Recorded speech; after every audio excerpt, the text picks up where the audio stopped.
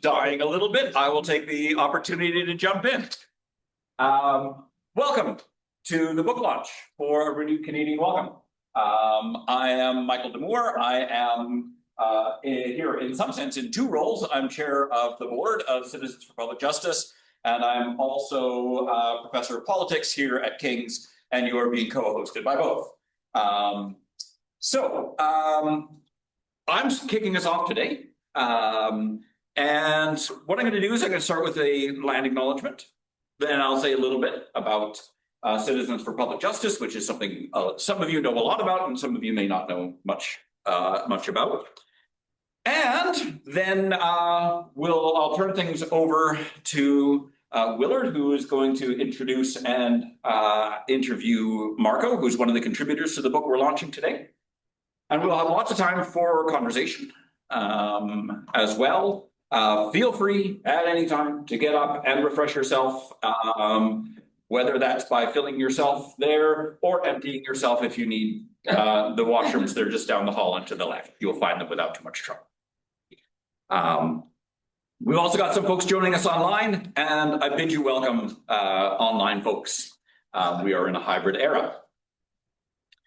So, Amiskwaciy-Waskahegan, Edmonton, is located where the prairie and the boreal forest meet, a gathering place and home for many Indigenous peoples since time immemorial, including the Nahiawak, the Nitapi, the Tsuut'ina, and the Michippi peoples.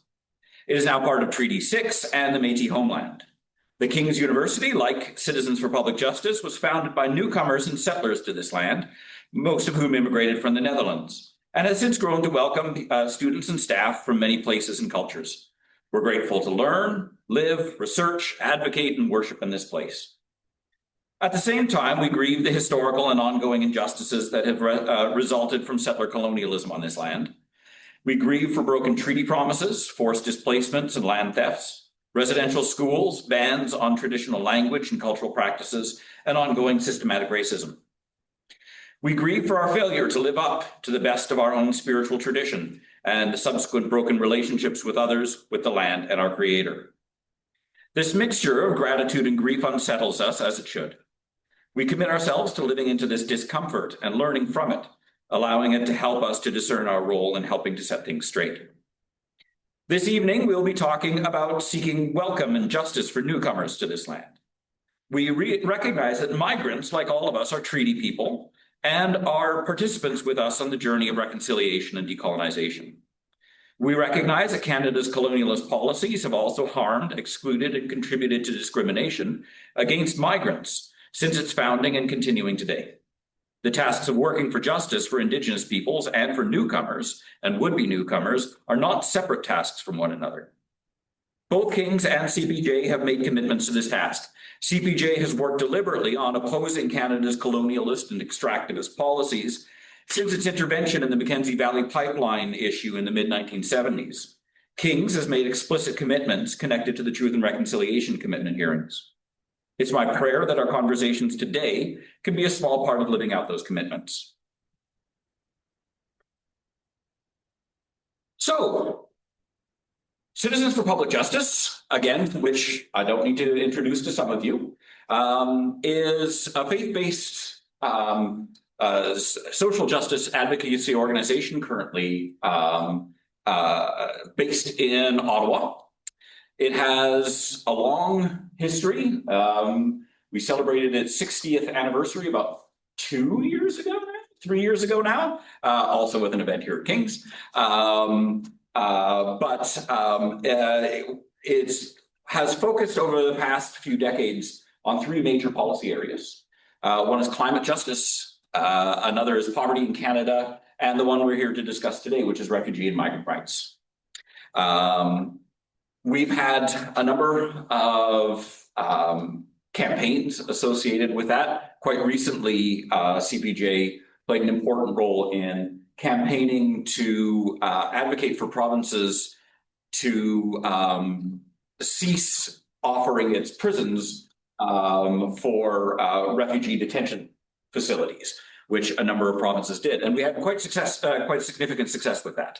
Quite a number of provinces committed to to ceasing to do that. This book project emerged, began the process about 5 years ago.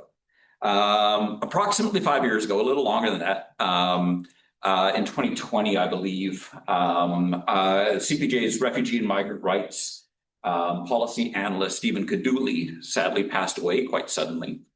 And in memory of Stephen, who's to memorialize and carry forward his trenchant work on refugee and migrant rights, his successor, Emilio, kicked off this book project, amongst other things. So it's been a while in taking form. I put together a team of authors from across Canada, from various different aspects, from folks with lived experience as refugees and migrants, and from policy advocates, one of which Marco is here to share his thoughts. So this book is done in memory of Stephen. Also in memory of Stephen, CPJ started a Stephen Kaduli Memorial Fund, beginning with a generous grant from the then chair of the board, Sherilyn, who I saw might just be on the Zoom call. So thanks very much, Sherilyn. This continuing work, as you'll see when you buy your copy, and I know everyone will. This year we have a $20,000 matching grant to continue and carry forward further work in CPJ's advocacy for refugee and migrant rights. And I would strongly encourage you to contribute to that. Again, matching grants are great because they double your contribution. So with that, I'm going to turn things over to our executive director, Willard. But before he quite comes up, I just want to thank Willard. Willard was instrumental in helping make this book come about, or to see it through, right? When Stephen passed away, it was in the midst of COVID. Willard did heroic work working with the staff, providing gentle pastoral care for the CPJ staff at a time where it was very difficult for them to be together, and then they lost their friend and colleague. Then he was instrumental in bringing Emilio on board as the new refugee and migrant rights policy analyst. And Emilio was, and I assume still remains, a crackerjack policy analyst, particularly for a young man. But since he has moved on to accept the golden handcuffs that are the federal civil service pension plan, Willard has kept the ball moving so that we could see this book come to final fruition. And so I just wanted to thank you, Willard, for that work. I'm grateful for that. So with that, I'll turn things over to Willard. All right. Well, I too want to extend my gratitude for your presence here on a snowy April day. Not quite what you'd expect or hope for, but it's here nonetheless. And thank you for all those joining us online as well. It's a delight to have this conversation.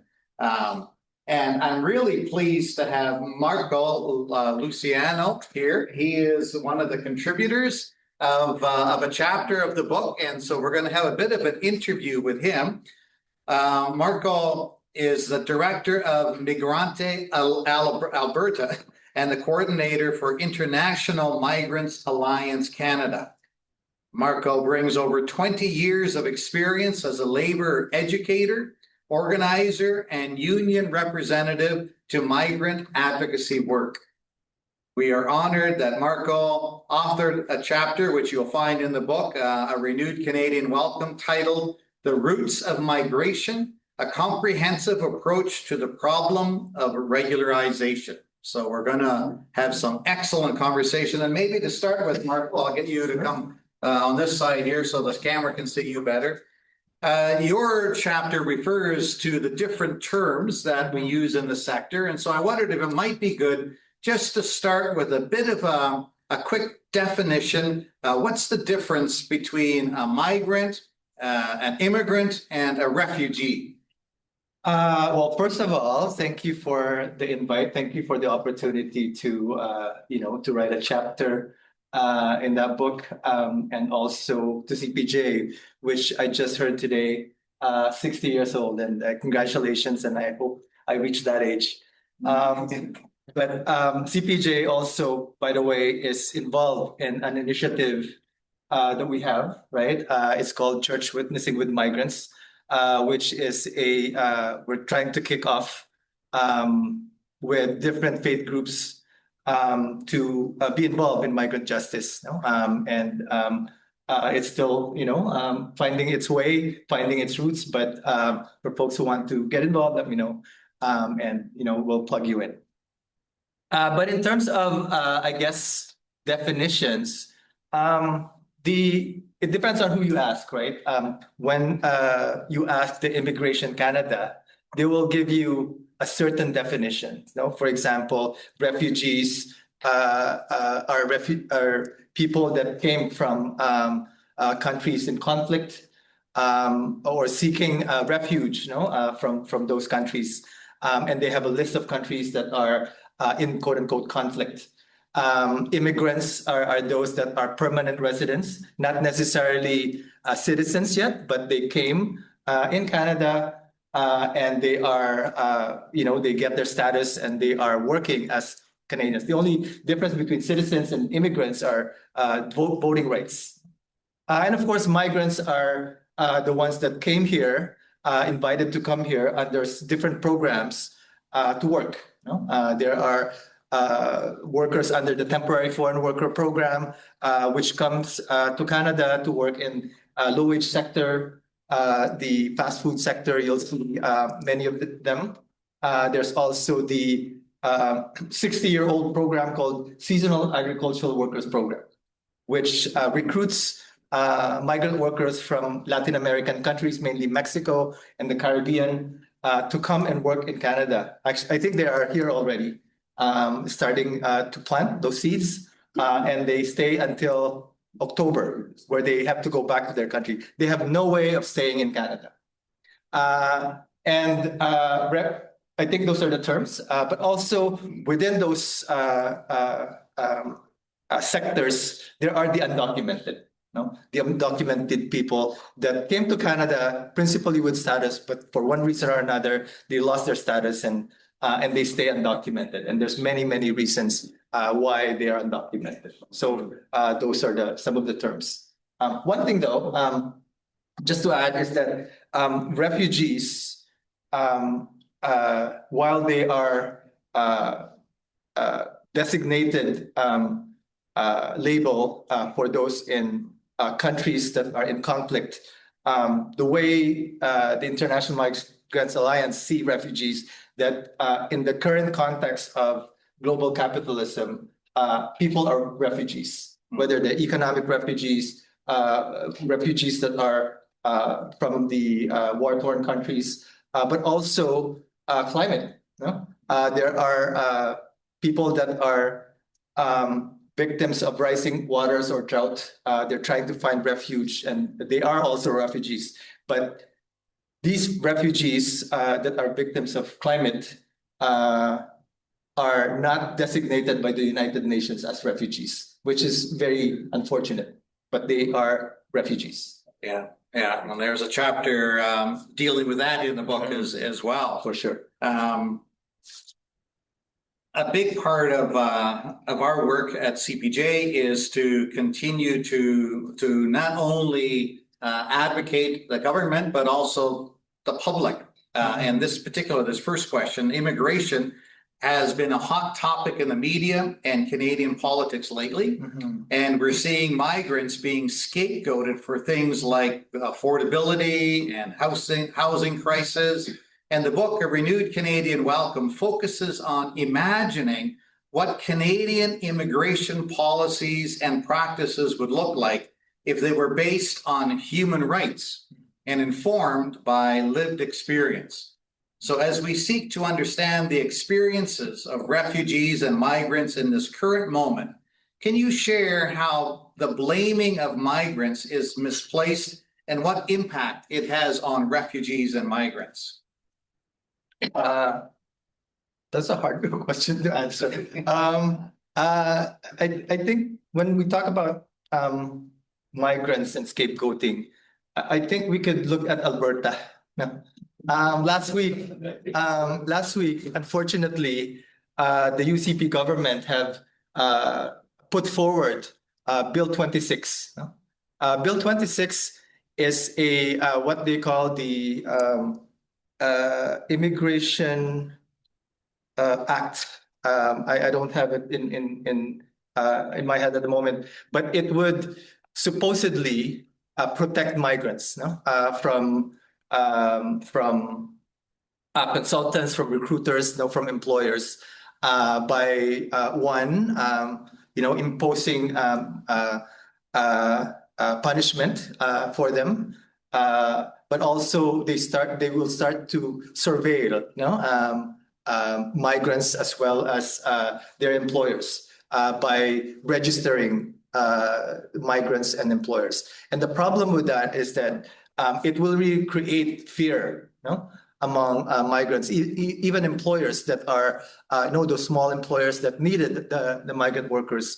It will create fear among this group, and it was just proposed on April 1st. And we thought it was an April Fool's joke, but it was real, and they proposed it. And of course, the timing is really interesting because it is just right before the fall, which is the proposed time where the referendum will happen. And we all know that in their website, the 9 questions that have been brought forward was pertaining migrants. And it's really interesting how it's shaped around migrants at the time where there are major labor disputes in Alberta. In 2025 alone, for example, the disputes between the teachers, the health workers, and Alberta, and how Alberta respond to it by proposing the notwithstanding clause or back to work legislature. I think those are the major questions that our government should be really taking care of, aside from or instead of focusing on migrants. And these are concrete examples of scapegoating, which is it happens in this province, but also across Canada. We know of the federal government's Bill C-12, which is a really scary legislative law, because it reflects the United States policy on immigration. The ICE, how their immigration police have attacked migrants in the United States. It is scaringly similar to that, the Bill C-12, which I believe it will roll out very soon. So time and time again, from the time where migrants start coming here, they have been a scapegoat. From the time where the Chinese coolies established the railroads between Winnipeg and BC, it was the Chinese that were victims of head tax. Up until now, for example, it is the temporary foreign workers that are scapegoated. So it's unfortunate, but I think it's important for Albertans to know and understand that these are happening in our province. Excellent, thank you. In your chapter, you also write about undocumented migrants, and you referred to them at the very beginning as well. So can you explain a bit about the connection between Canada's temporary foreign worker programs and undocumented migrants, and what barriers undocumented migrants face in Canada? So I'm not sure if folks are familiar with the temporary foreign worker program, or the TFWP.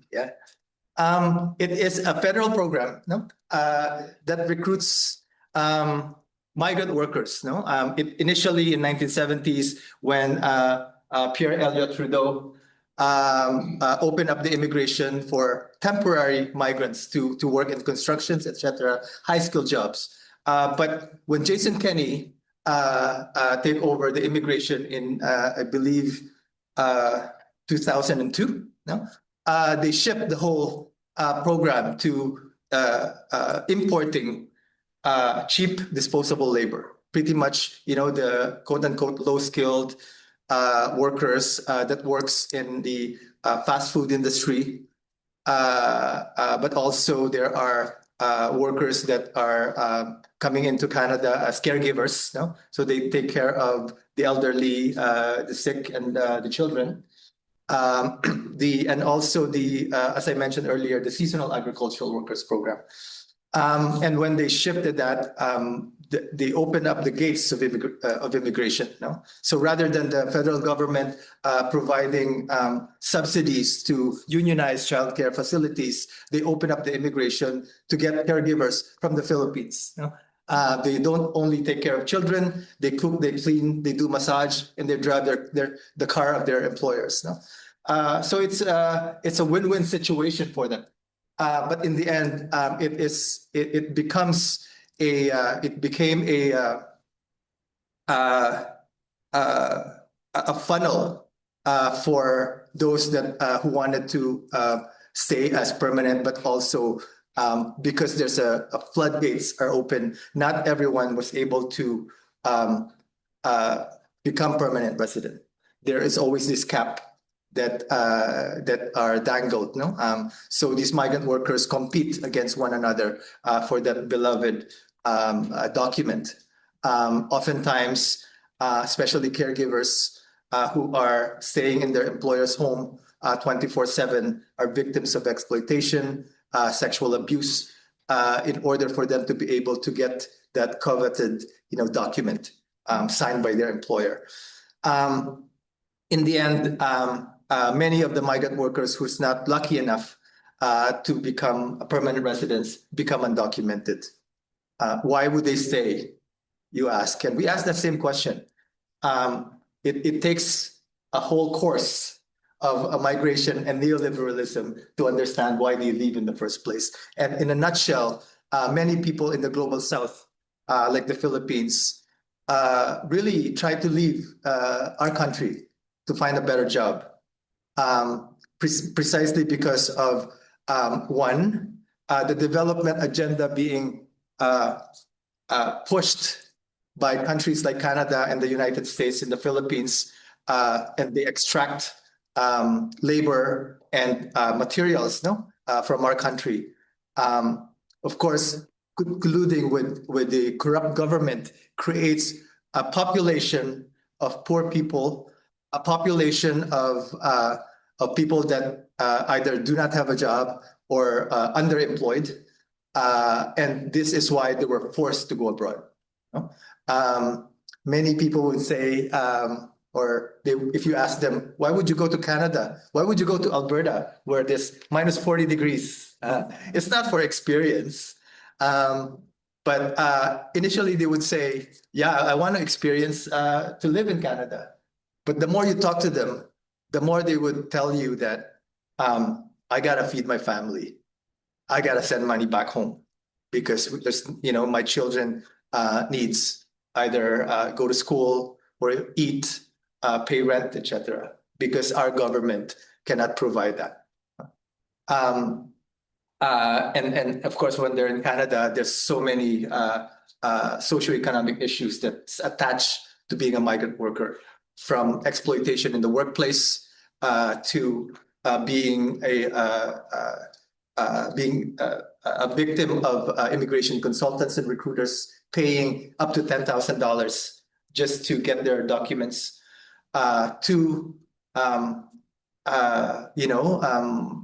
some of our members getting pregnant and not able to renew their work permit and lose their status that way.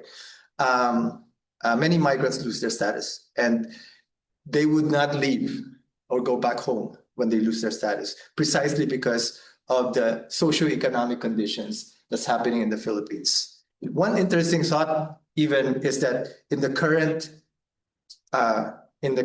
war in Iran and in the Middle East, there are 44,000 Filipinos in Lebanon working working as domestic workers or construction workers.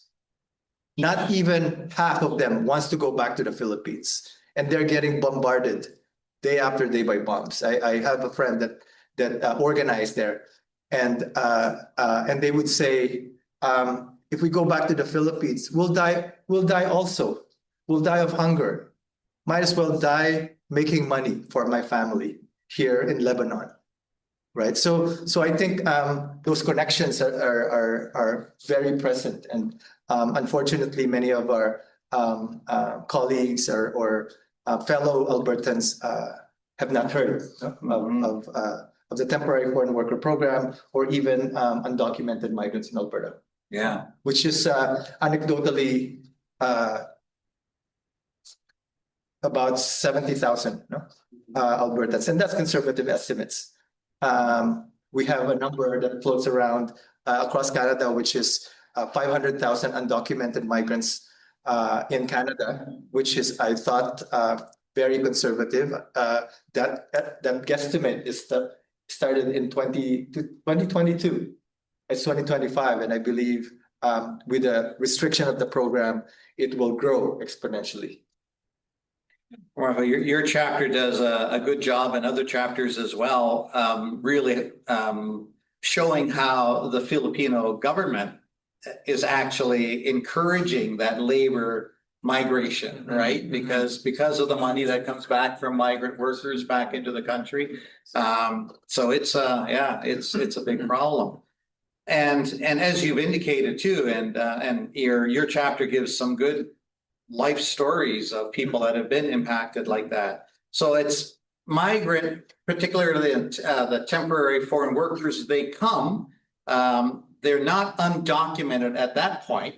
But then, as you say, sometimes, and your chapter does a good job of this, things like becoming pregnant or becoming sick, where suddenly the employer no longer wants to employ them. And that at that point, they choose to stay in Canada, and then they become undocumented. So it's not that they are here and they're just looking for the opportunity to hide in the country. It's maybe you can say more about that. I think the difference between the US and Canada is that the undocumented migrants here were documented. They have status. They came as a migrant worker. They came here to work. For one reason or another, they become undocumented. They're not able to renew their work permit because of a woman asserting her reproductive rights, or somebody getting sick, getting sick from the workplace and not able to work. We have one of our case a few years ago. Her name is Vicky Venancio. She was going to a McDonald's to work, biking, and suddenly a pickup truck hit. She became quadriplegic, and immediately, the minute she's still even in the hospital, her workplace called and say, you cannot come back to work. We had a member who works in Fast Gas in Red Deer. He was working nights, graveyard. 2:00 in the morning, somebody tried to rob, Fast Gas. He was shot in the face, losing 3 fingers, and bullet. It was shotgun, so there's pellets in his face. 2 weeks later, the employer calls and said, "We're not sponsoring you anymore." So what do they do? They cannot go home. They become ill. They become disabled because of work. And yet the employer nor the government take the responsibility of at least have the decency of telling them, you can stay in Alberta, you can stay in Canada, and thank you for the work that you do. So these migrants, it's a normal occurrence that migrants lose their work permit and become undocumented. And like I said, if you're a migrant who lives in a war-torn country, you will never go back. If you're a migrant who came from Mexico or the Philippines, who leave your home because there's no work, you will not go back. making $5 an hour is still better than going back home for them. So in the meantime, this undocumented is exploited by their employers, but paying them way below minimum wage, like slave wage that they get. In the meantime, they live here, they pay the rent, they do the groceries, they shop in Alberta, they help run the economy of Alberta, but yet they are invisible. They're invisible workers, they're invisible people. Yeah. And maybe just describe, maybe explain the closed work permit and why that then becomes problematic when the employer says, well, you don't have a job anymore. When, yeah, maybe describe that. Yeah, I mean, with the structure of the temporary foreign worker program, it has a provision where a worker can only have one employer. There's this document called LMIA, or Labor Market Impact Assessment, which is a document that requires the employer to fill up, get approved, and hire a migrant worker. But that document only ties the worker to that employer. So that means whatever happened in the workplace, exploitation, non-payment of wages, the worker cannot just leave the workplace. Leaving the workplace means losing job, and losing job for them means deportation. So the problem with the closed work permit is that it is indentured. It is a form of modern day slavery, where an employer can tell the worker whatever he wants to do for her or him. And that's the problem with this whole structure of the temporary foreign worker program. Yeah, so if they are told that there's no job, then they're deported, or they become undocumented, and that they can't go to find another job. Yeah, it's they have to go to a whole bureaucratic process of between 4 to 6 months. And those times are very precious, right? Not only for them making money, but also by the time you're on your 4th month and you don't have a job, immediately the immigration will start looking for you, right? And your chapter and others too highlight that as undocumented, or is it even as when they're in the program, that they don't have access to healthcare, or maybe describe that a bit as well? Yeah, I mean, you lose any social services when you're undocumented. There's this immediate notion that if you're undocumented, you don't have rights. Not at all. No. A couple of examples that I could share with you is that we have a migrant worker, a migrant mom, who gave birth.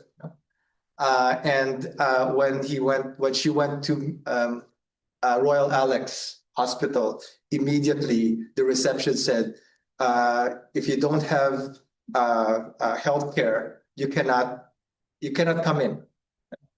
And she's about to give birth, right? She's about to give birth. And as far as I know, it's a right. It's an inherent right.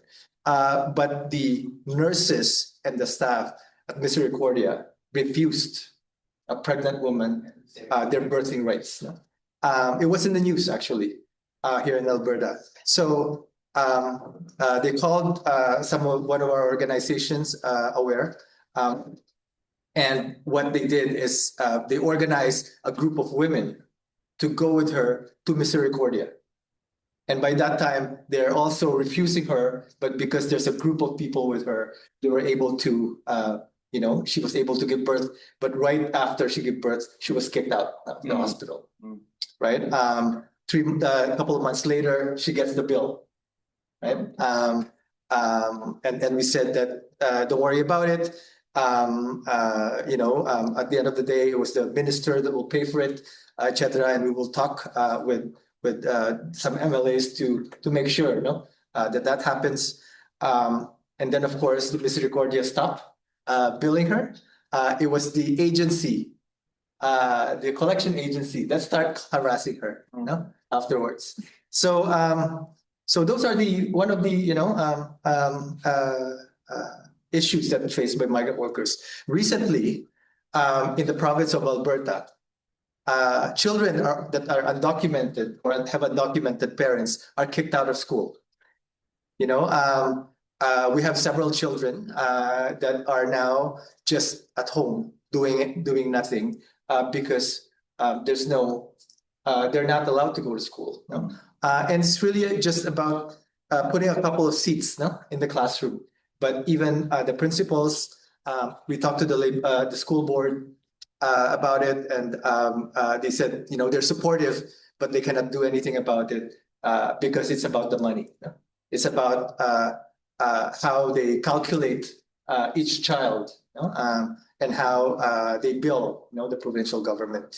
So there are now undocumented children that we're trying to assist, and we'll see what happens. We have a campaign called Education for All, which really promotes that the right of children to go to school, the right of children to be educated.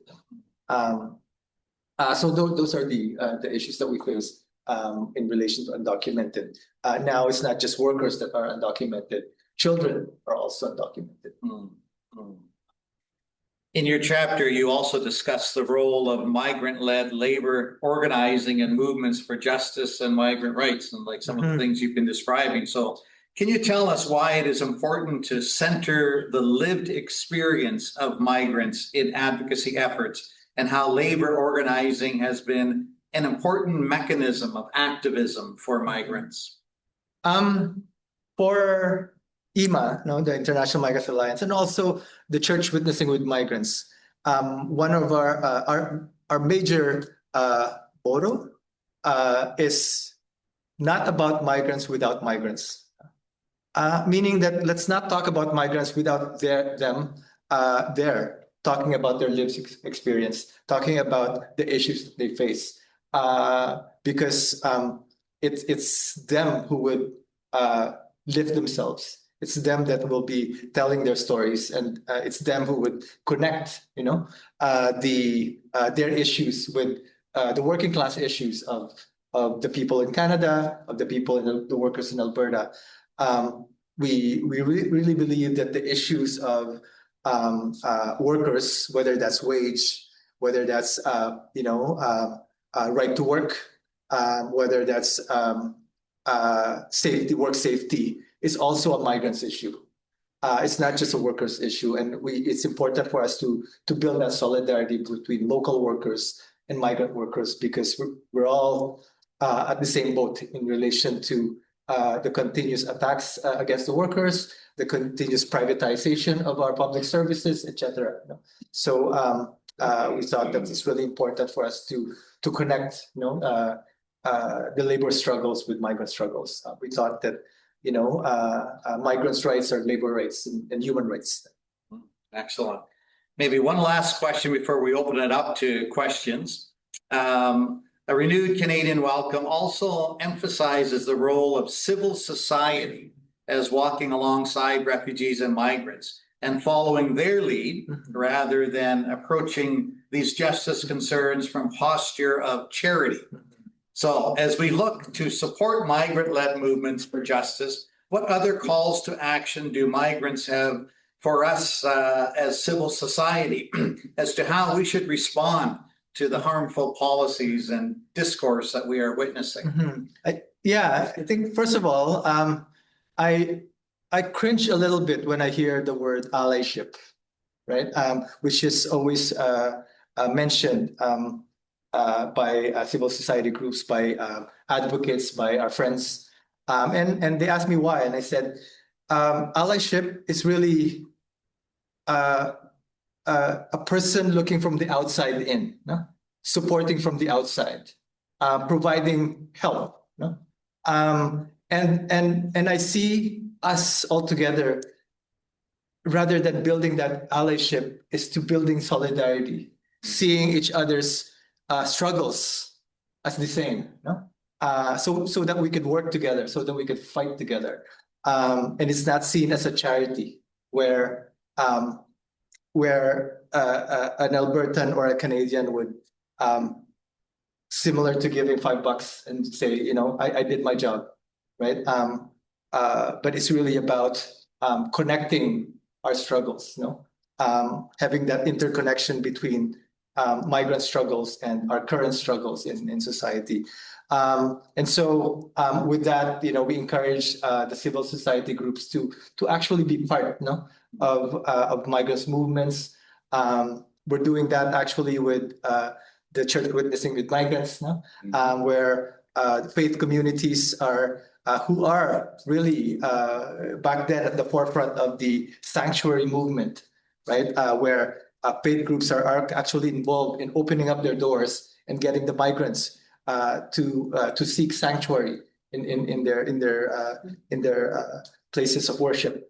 And we want to revive that. We want to make sure that there are interconnection, not just charitable connection with migrant workers. So. Yeah, excellent. And Churches Witnessing with Migrants, as you said, that's been an international organization, but the Canadian chapter, just a couple of years, I think, and CPJ has been a founding member of the Canadian chapter, and as you've been key in that as well. So For sure. Thank you. Well, now we've got some time for some questions and answers. And online, feel free to put that into the chat. We've got somebody monitoring the chat so we can feed those questions to the crowd here as well. So who would like to start with a question?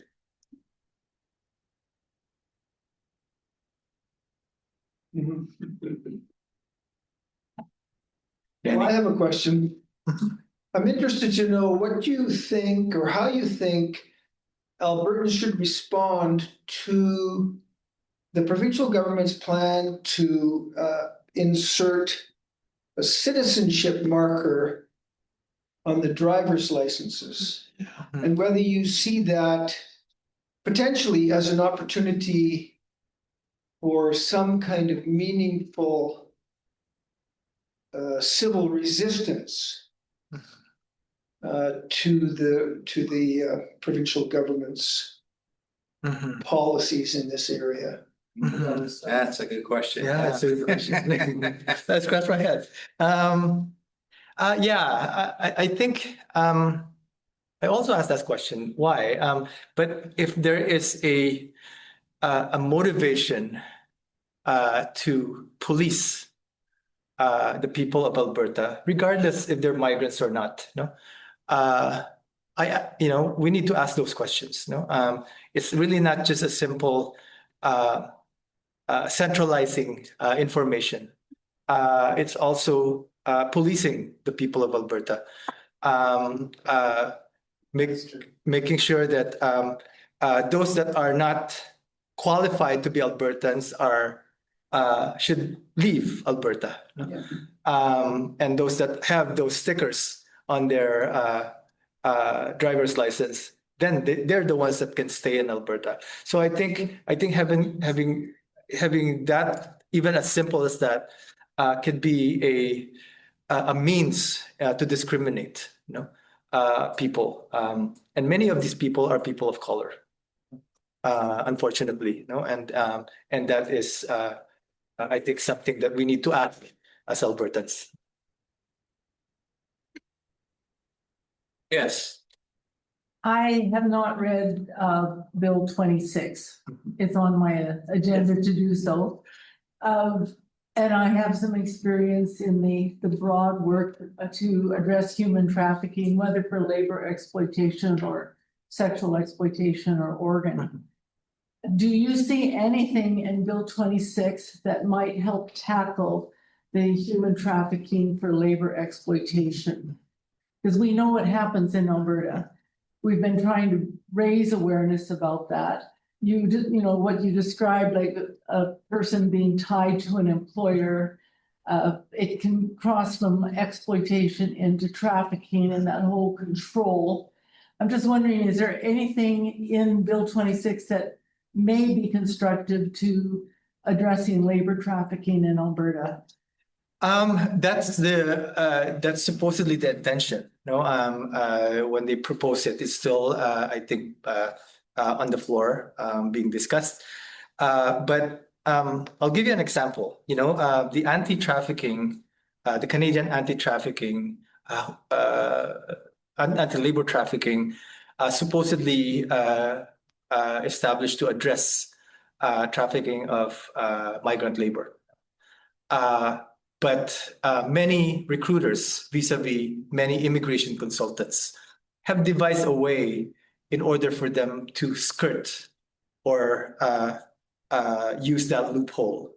One example is establishing partners in Hong Kong, in the Philippines, or elsewhere. So under labor trafficking, you could be designated as labor trafficker if you actually profit, from moving people.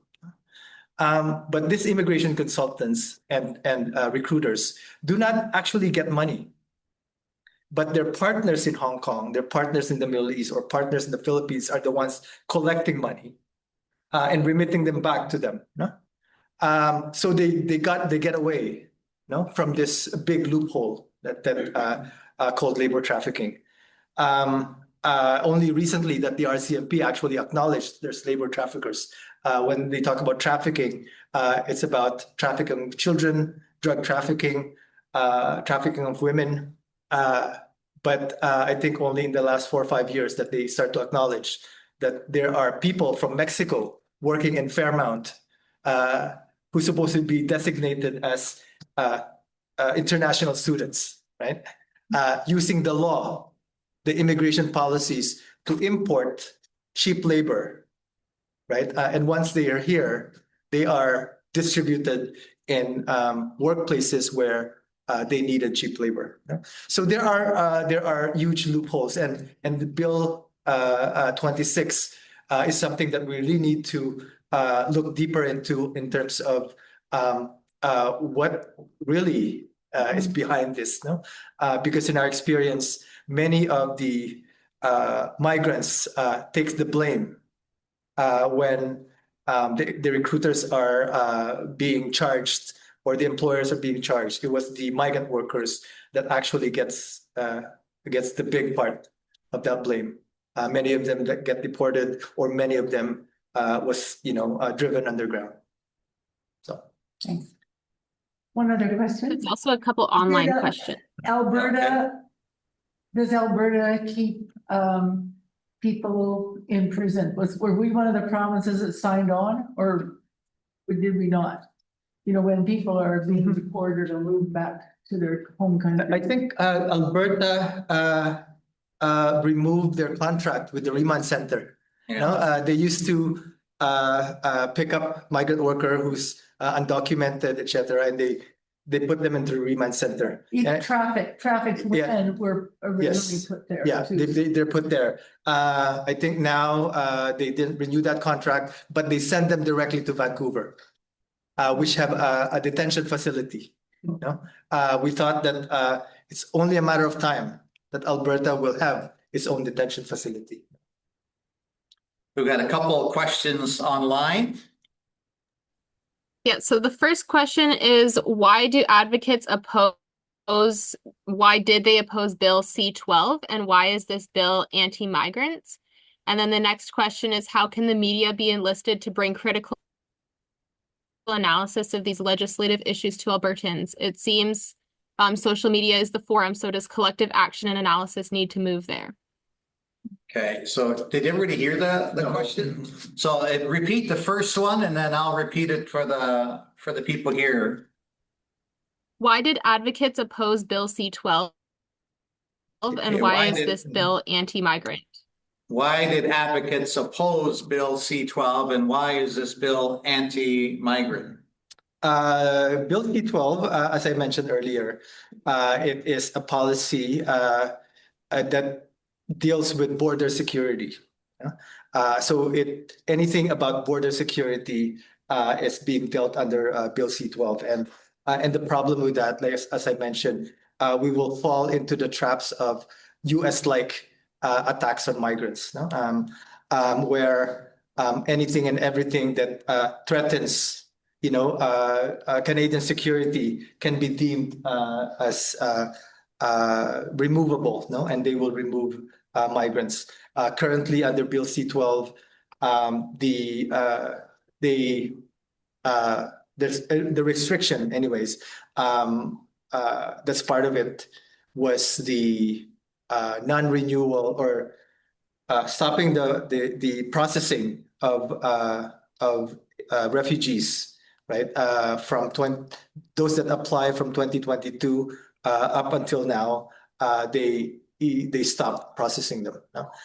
So the question is that what will happen to these refugees that applied, no, for refugee status if they're canceled? Many of them will stay. And of course, Bill C-12 is there to make sure that they are surveilled, they are picked up, and they get deported. So that is it's not only anti-migrant, it's a violation, of human rights of people. Excellent. All right, thanks for that. And the second question?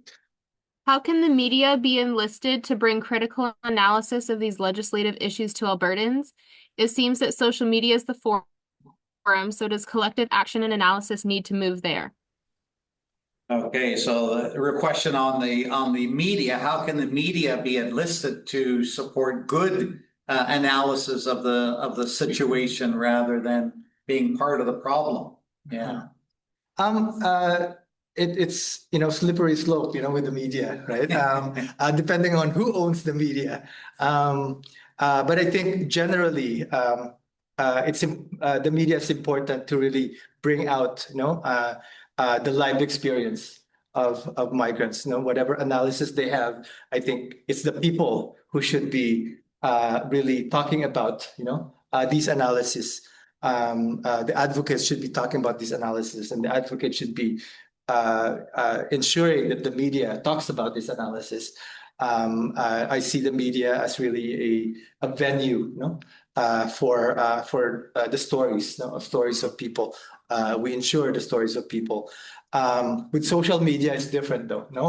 It's a different ball game where it's either be used to support and bring out the stories of migrants, but also it can be used to troll, those that are advocating for migrants' rights, and create misinformation. So, but in the end, I think at the end of the day, it's the organization, it's the organized people, it's the labor unions, it is the church that should be at the forefront of telling the stories and sharing the narratives and providing the analysis. Excellent. Yeah. One final question from anyone here? Yes. If someone's undocumented in Edmonton, I mean, what they have to do basically is keep their head down, right? Keep out of sight. Is there any process by which they can be redocumented? Do they Maybe I'll have just the check. country to do that, or is there any way they can stay in Edmonton, surface, saying, "Here I am. This is my story. I want to be legally documented." Can that happen? Yeah. Did you hear the question online?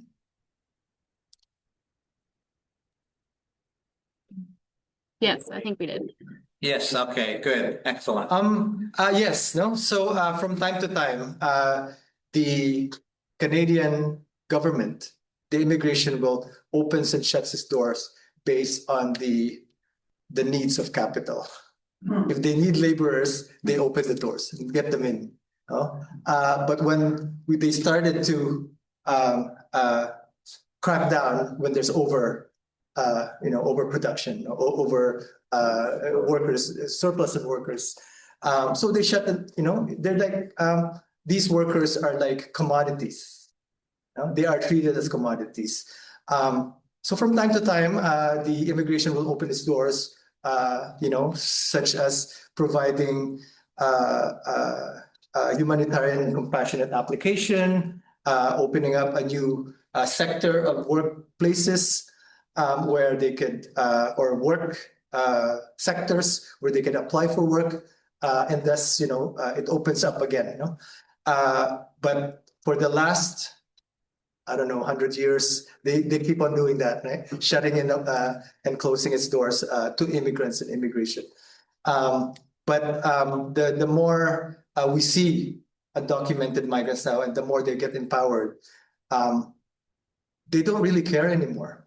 They just want to be a human being and have a name, right? So we see in our organization organizers that are undocumented, and they're proud to be undocumented. What they want is to be able to talk about themselves, tell their stories, say their names, not their pseudonym anymore, right? So there are actual undocumented migrants that are stepping up, no? But of course, there's also a big group that are they keep their head down, and we ensure that when we talk about their stories, we talk about their stories in a different light. But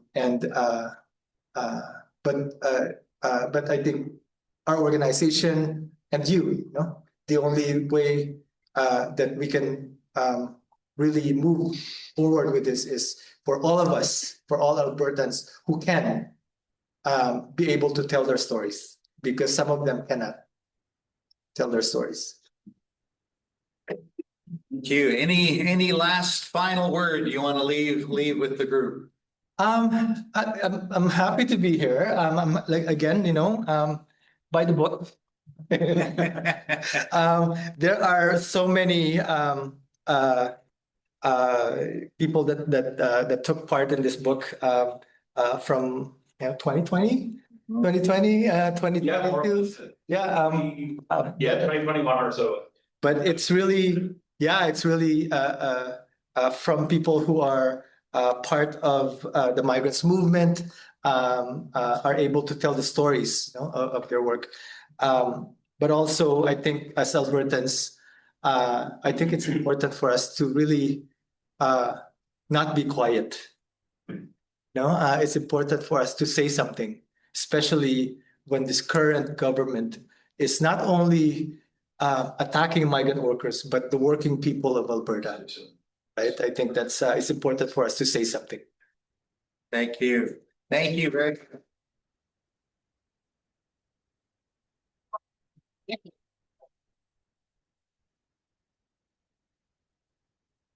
Well, as Marco said, please do come by our little corner table there and purchase a book. One thing you might be interested, I just got word and a rather granular photo though of Mark Carney holding a book, because somebody actually was sitting beside him at the church Easter service and had a copy of the book and gifted it to him. And so when you buy a book, you can write the Prime Minister and quote the book and tell him, look it up, because he will be able to. So thank you all for coming this evening. Really appreciate your presence. And there are hopefully some good things to eat yet and some drinks.